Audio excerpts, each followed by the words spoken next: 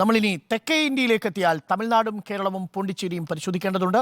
ആദ്യം തമിഴ്നാടിന്റെ ക്ലെയിമാണ് നമ്മൾ പരിശോധിക്കുന്നത്. തമിഴ്നാട് ഇന്ത്യ ടുഡേയുമായി ആക്സിസ് സർവേ പ്രകാരം എക്സിറ്റ് പോളിൽ തമിഴ്നാടിന് കിട്ടാൻ സാധ്യതയുള്ള പരമാവധി സീറ്റുകളുടെ കണക്കുകൾ പറയുന്നു. എക്സിറ്റ് പോൾ പ്രകാരം BJP അക്കൗണ്ട് ഓപ്പൺ ചെയ്യും തമിഴ്നാട്ടിൽ. നേരത്തെ അക്കൗണ്ട് ഓപ്പൺ ചെയ്തിട്ടുണ്ട്. ഇത്തവണ 1 മുതൽ 3 വരെ സീറ്റുകൾ തമിഴ്നാട്ടിൽ BJP നേടാം. എന്നാൽ DMK 20 മുതൽ 22 വരെ സീറ്റുകളും നേടിയേക്കാം എന്ന് പറയുന്നു. അതേസമയം ADMKക്ക് 0 മുതൽ 2 വരെ സീറ്റുകൾ നേടിയേക്കാം എന്ന് പറയുന്നു. ഇന്ത്യ ബ്ലോക്കിന് മൊത്തത്തിൽ 33 മുതൽ 37 വരെ സീറ്റുകൾ നേടിയേക്കാം എന്നുള്ളതാണ്. വലിയ ഡാമേജ് അവിടെ കാണുന്നില്ല. കഴിഞ്ഞ തവണ 39 സീറ്റുകൾ നേടിയിരിക്കുന്നത് ഇന്ത്യ മുന്നണിയാണ് എന്നത് ഒഴിച്ചു നിർത്തിയാൽ 2-3 സീറ്റിന്റെ വ്യത്യാസം മാത്രമാണ് ഇന്ത്യ പോണ്ടിച്ചേരി അടക്കമാണെങ്കിൽ 40 സീറ്റുകളുണ്ട്. ആ 40 സീറ്റുകളിൽ കഴിഞ്ഞ തവണ 40 സീറ്റുകളും ഇന്ത്യ മുന്നണിക്കൊപ്പം നിൽക്കുന്നു. ഇത്തവണ ഇന്ത്യ മുന്നണിയുടെ ഈ 40 സീറ്റുകളിൽ 3 സീറ്റുകളിലെങ്കിലും BJP ആധിപത്യമുണ്ടാക്കിയേക്കാം എന്ന് ഇന്ത്യ ടുഡേയുമായി ആക്സിസ് സർവേ പ്രെഡിക്റ്റ് ചെയ്യുന്നു. ഇതാണ് ഒരു കണക്ക്. ആ കണക്കിലേക്കാണ് നമ്മൾ ഇനി എത്താൻ പോകുന്നത്. ഉണ്ണി ബാലകൃഷ്ണൻ, യു ടേക്സ്. നോക്കൂ, ഈ തമിഴ്നാട്ടിൽ യഥാർത്ഥത്തിൽ നിലവിലൊരു പ്രതിപക്ഷമില്ല എന്നുള്ള സാഹചര്യമുണ്ട്. ഇപ്പോൾ കഴിഞ്ഞ 2021 നടന്ന നിയമസഭാ തെരഞ്ഞെടുപ്പിൽ ഒറ്റയ്ക്ക് DMK ഭൂരിപക്ഷം നേടുന്ന കാഴ്ചയാണ് കണ്ടത്. അപ്പോൾ DMKയുടെ ആധിപത്യമായിരുന്നു 2 വർഷം മുമ്പുള്ള നിയമസഭാ തെരഞ്ഞെടുപ്പിൽ കണ്ടത്. 133 സീറ്റുകളാണ് നിയമസഭയിൽ അവർ ഒറ്റയ്ക്ക് നേടിയത്. അവർക്ക് ഒറ്റയ്ക്ക് ഭൂരിപക്ഷം ഒരു മുന്നണിയുടെ ആവശ്യമില്ല. ഇനിയിപ്പോൾ 2019 ലോക്സഭാ തെരഞ്ഞെടുപ്പിലേക്ക് വരികയാണെങ്കിൽ ആകെ ഒരു മത്സരിച്ച് 24 സീറ്റാണ്. ആ 24 സീറ്റിൽ 24 സീറ്റും DMK ജയിച്ചു. അവിടെ ആകെപ്പാടെ നഷ്ടപ്പെട്ടിട്ടുള്ള ഒറ്റ സീറ്റാണല്ലോ. 39 സീറ്റുള്ളതിൽ ഒരു സീറ്റേ നഷ്ടപ്പെട്ടിട്ടുള്ളൂ. അത് നഷ്ടപ്പെട്ട യഥാർത്ഥത്തിൽ കോൺഗ്രസിനാണ്. കോൺഗ്രസ് 9 സീറ്റിൽ മത്സരിച്ചു, 8 സീറ്റിൽ വിജയിച്ചു. CPM അവിടെ 2 സീറ്റിൽ മത്സരിച്ചു, 2 സീറ്റും കിട്ടി. CPI 2 സീറ്റിൽ മത്സരിച്ചു, 2 സീറ്റും കിട്ടി. ഇന്ത്യൻ യൂണിയൻ മുസ്ലിം ലീഗ് മത്സരിച്ചു, 1 സീറ്റ് കിട്ടി. പിന്നെ അവിടെ VMK എന്ന് പറഞ്ഞിട്ടുള്ള ഒരു സഖ്യകക്ഷി കൂടി ഉണ്ട്, അവർ 1 സീറ്റിൽ മത്സരിച്ചു, ജയിച്ചു.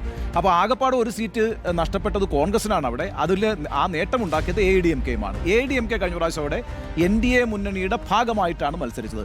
ADMKക്ക് 66 സീറ്റ് നിയമസഭയിലുണ്ട്. ഇപ്പോഴും ഒരു പ്രധാനപ്പെട്ട പാർട്ടി തന്നെയാണ് ADMK അവിടെ. പക്ഷേ ആ ADMK ഈ പ്രാവശ്യം NDAയോടൊപ്പമില്ല.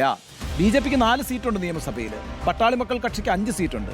PMKയും അതേപോലെ തന്നെ BJPയും സഖ്യത്തിലാണ് അവിടെ ഇപ്പോൾ മത്സരിച്ചിരിക്കുന്നത്. അപ്പോൾ ആ അർത്ഥത്തിൽ നോക്കുമ്പോൾ വളരെ ദുർബലമായൊരു മുന്നണിയാണ് NDA എന്ന് പറയുന്നത് യഥാർത്ഥത്തിൽ തമിഴ്നാട്ടിൽ. അതുകൊണ്ട് അവിടെ അവർക്ക് 1 സീറ്റെങ്കിലും വിജയിച്ച് വരിക എന്ന് പറയുന്നത്, 1 സീറ്റ് വിജയിച്ചാൽ അത് വലിയ നേട്ടമാണെന്നാണ് ഞാൻ വിചാരിക്കുന്നത്. കാരണം ADMK ഇല്ലാതെ, അവിടുത്തെ പ്രധാനപ്പെട്ട ഒരു പാർട്ടിയുടെയും പിന്തുണയില്ലാതെ BJPയും PMK ഒക്കെ പോലുള്ള ചെറിയ കക്ഷികൾ ഒന്നിച്ചു നിന്നുകൊണ്ട് 1 സീറ്റിൽ വിജയിക്കുക എന്ന് പറഞ്ഞാൽ തന്നെയും അത് വളരെ അത്ഭുതകരമാണ്. ഞാൻ അങ്ങനെ പ്രതീക്ഷിക്കുന്നില്ല. ഇപ്പം ഞാൻ വിചാരിക്കുന്നത് തമിഴ്നാട്ടിൽ 2019 ആവർത്തിക്കും എന്ന് തന്നെയാണ്. അതായത് DMKയുടെ നേതൃത്വത്തിലുള്ള മുന്നണി തൂത്തുവാരി അവിടെ വിജയിക്കും. അവിടെ മറ്റൊരു കക്ഷിക്കും 1 സീറ്റും ലഭിക്കില്ല. അതുകൊണ്ട് 39 സീറ്റിൽ 39. പോണ്ടിച്ചേരി കൂടി ചേർക്കുമ്പോൾ 40 സീറ്റ്. 40 സീറ്റ്സും ഇന്ത്യ മുന്നണിക്ക് ആയിരിക്കും. സെയിം ക്ലെയിം ഇന്ത്യ മുന്നണിക്കും. അതെ. അതേ ക്ലെയിം തന്നെ. ആ ക്ലെയിമിനെ ഞാൻ സപ്പോർട്ട് ചെയ്യും. ഈ ഇന്ത്യ മുന്നണിക്ക് കണക്ക് കൊടുത്തത് ഉണ്ണി ബാലകൃഷ്ണനാണ്. അങ്ങനല്ല, ഞാൻ അവരുടെ പലതിനകത്തും ആകെ ഒരേ ഒരു ഡിഫറൻസ് മാത്രമേ ഉള്ളത്. അങ്ങനെ ഒരു കഥയുണ്ട്. ഇന്ത്യ മുന്നണിയുടെ മാധ്യമ ഉപദേഷ്ടാവാണ്. It's very interesting. ഓക്കെ, അത് ഞാൻ പിന്നെ വലിയ രീതിയിൽ പിന്നെ ഇത് ഉത്തർപ്രദേശിൽ ഞാൻ 25 സീറ്റാണ് പറഞ്ഞത്. അവർ 40 സീറ്റ്. അത് മാത്രമാണ് വ്യത്യാസം ഉണ്ടായില്ല. ബീഹാറിൽ 17 സീറ്റ്. 17. അതെ. അതേപോലെ തന്നെ ഞാൻ പിന്നെ മഹാരാഷ്ട്ര മാത്രമാണ് അവരുടെ ക്ലെയിം. ഓക്കെ, ഞാനും അത് യോജിക്കുകയാണ്. കാരണം വെച്ചാൽ തമിഴ്നാട്ടിലൊരു രീതി അനുസരിച്ച് ഒന്നുകിൽ DMK കൊണ്ടുപോകും, അല്ലെങ്കിൽ ADMK കൊണ്ടുപോകും. അങ്ങനെയാണ് അവരുടെ ഒരു രീതി. പക്ഷേ ഇത്തവണ BJP വലിയ തോതിൽ അവിടെ സ്വാധീനം ചെലുത്താൻ ശ്രമിച്ചിട്ടുണ്ട്. മോദി പലതവണ വന്നു പോയിട്ടുണ്ട്, ചെങ്കോലെടുത്ത് പാർലമെന്റിൽ കൊണ്ടുവച്ചിട്ടുണ്ട്. ആ തരത്തിലൊക്കെ അവിടെ സ്വാധീനം ചെലുത്താനുള്ള ശ്രമങ്ങളൊക്കെ നടത്തിയിട്ടുണ്ട്. കഴിഞ്ഞ തവണത്തിൽ നിന്ന് വ്യത്യസ്തമായി BJP ഒറ്റയ്ക്ക് നിൽക്കുന്നു. ADMK വേണ്ട എന്ന നിലപാടെടുത്തുകൊണ്ട് നിൽക്കുന്നു. അപ്പോൾ ഈ ADMKയുടെ വോട്ട് എങ്ങോട്ട് പോകും എന്നുള്ളത് അറിയേണ്ടതുണ്ട്. മറുവശത്ത് ഇന്ത്യ മുന്നണി വളരെ ഭംഗിയായിട്ടാണ് സീറ്റ് വിഭജനം നടപ്പാക്കിയിരിക്കുന്നത്. DMK കൃത്യമായിട്ട് ഓരോരുത്തർക്കും വീതിച്ച് നൽകുന്നത് വളരെ ഭംഗിയായിട്ടാണ്. അവിടെ അണ്ണാമലൈ ഒരു മുഖ്യ എതിരാളിയാണ് എന്ന് കണ്ടുകൊണ്ട് കോയമ്പത്തൂരിലുണ്ടായിരുന്ന CPM സീറ്റ് എടുത്ത് അവിടെ DMK മത്സരിക്കുന്നു. പകരം CPMന് ഒരു ശക്തി കേന്ദ്രം തന്നെയാണ് കൊടുത്തത്. DMKയുടെ ഏറ്റവും ശക്തി കേന്ദ്രം തന്നെയാണ് CPMന് കൊടുത്തത്. അപ്പോൾ ആ രീതിയിൽ സീറ്റ് വളരെ ഭംഗിയായി പൂർത്തിയാക്കിയിട്ടുണ്ട്. അപ്പോൾ BJPയുടെ തന്ത്രങ്ങൾ അല്ലെങ്കിൽ BJPയുടെ പ്രചാരണ തന്ത്രങ്ങളൊന്നും അവിടെ സാധാരണഗതിയിൽ ഒരു തമിഴ് കൾച്ചർ അനുസരിച്ച് അവിടെ സ്വാധീനം ചെലുത്താനുള്ള സാഹചര്യം വളരെ കുറവാണ്. ദ്രാവിഡ മണ്ണ് എന്നുള്ളത് സെക്കുലറായി ചിന്തിക്കുന്ന ആളുകളാണ് ഏറ്റവും കൂടുതലുള്ളത്. ആ ദ്രാവിഡ വികാരം മുന്നോട്ട് വെച്ചുകൊണ്ടുള്ള അവരുടെ പ്രകടന പത്രിക തന്നെ ആ രൂപത്തിലുള്ളതായിരുന്നു. അതാണ് ഇന്ത്യ മുന്നണിയുടെ പ്രകടന പത്രിക എന്ന നിലയിലാണ് DMK പ്രകടന പത്രിക മുന്നോട്ട് വയ്ക്കുകയൊക്കെ ചെയ്തത്. അപ്പോൾ ആവേശം ജലിപ്പിക്കുന്ന, തമിഴരിൽ ആവേശം ജലിപ്പിക്കുന്ന ചില കാര്യങ്ങൾ തന്നെയാണ് അതിൽ പറഞ്ഞിട്ടുള്ളത്. അപ്പുറത്തുള്ള ഒരു വിഭജിക്കലിൻ്റെ രാഷ്ട്രീയം അപ്പുറത്ത് പറയുകയും ചെയ്യുന്നുണ്ട്. അതവിടെ വിജയിക്കാൻ പോകുന്നില്ല. അപ്പോൾ കഴിഞ്ഞ 2019 അതേ നില തുടരുമെന്നുള്ളതാണ് പോട്ടി. ഓക്കെ, Nikesh Kumar. BJP vote share കൂട്ടും. BJP വോട്ട് ഷെയർ കൂട്ടും, പക്ഷേ സീറ്റായിട്ട് കൺവേർട്ട് ഇല്ല. ഓക്കെ, 44% അല്ലേ ഇന്ത്യ ബ്ലോക്കിന് വോട്ട് ഷെയർ. അതെ. ഇന്ത്യ ടുഡേ പ്രവചിച്ചിരിക്കുന്നത് 22% NDA, 21% ADMK, അതേഴ്സ് 11% എന്നുള്ളത്. അതായത് സ്റ്റാലിൻ പറഞ്ഞതുപോലെ രണ്ടാം സ്ഥാനത്തിന് വേണ്ടിയുള്ള കടുത്ത മത്സരമാണ് തമിഴ്നാട്ടിൽ നടക്കുന്നത്. അല്ലാതെ DMKയുമായിട്ടോ അല്ലെങ്കിൽ ഇന്ത്യ ബ്ലോക്കിനുമായിട്ടോ മത്സരം അവിടെ ഇല്ല എന്നുള്ളതാണ്. അങ്ങനെ നിരുപാധികം ഇന്ത്യ ബ്ലോക്ക് മത്സരിച്ച് ജയിക്കുന്ന ഒരൊറ്റ സംസ്ഥാനം മാത്രമേ ഉള്ളൂ, അത് തമിഴ്നാടാണ് എന്നുള്ളതാണ്. ബാക്കി എല്ലായിടത്തും NDA അതിൻ്റെ അപ്രമാദിത്വവും മുൻതൂക്കവും നിലനിർത്തുന്നു. തമിഴ്നാട് മാത്രമാണ് എതിരാളികൾ പോലും സമ്മതിക്കുന്ന രീതിയിൽ വലിയ വിജയം ഇന്ത്യ ബ്ലോക്കിന് കിട്ടുന്നത്. അതിൻ്റെ ഫുൾ ക്രെഡിറ്റ് എന്ന് പറയുന്നത് MK സ്റ്റാലിനാണ് എന്നുള്ളതാണ്. നോക്കണം, 2014 37 സീറ്റുകളാണ് ജയലളിതയുടെ അണ്ണാ DMK ജയിച്ചത്. 2019 എത്തുമ്പോഴേക്കും NDAയിൽ BJP ചേരുമ്പോഴേക്കും, BJPയുടെ NDAയിലേക്ക് അണ്ണാ DMK ചേരുമ്പോഴേക്കും വാഷ് ഔട്ട് ആവുകയാണ് ചെയ്യുന്നത്.